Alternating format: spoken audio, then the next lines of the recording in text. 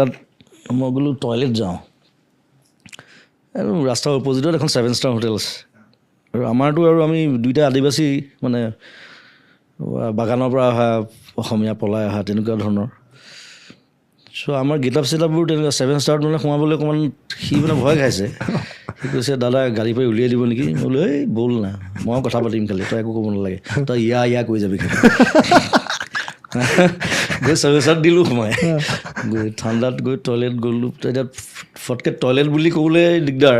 কাৰণ নিদিব বাহিৰতো যাবলৈ ড্ৰেছ আপ বেলেগ দেখিছে আমাৰ গেটআপ চব চাহবোৰ বহি আছে পাৰ্টি চলি আছে দুইফালে তাৰপিছত মই ক'লোঁ ৱেৰ is the bar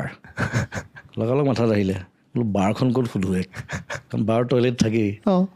ৱেৰ is the bar smart move okay yes sir you can go upstairs finish the 4th floor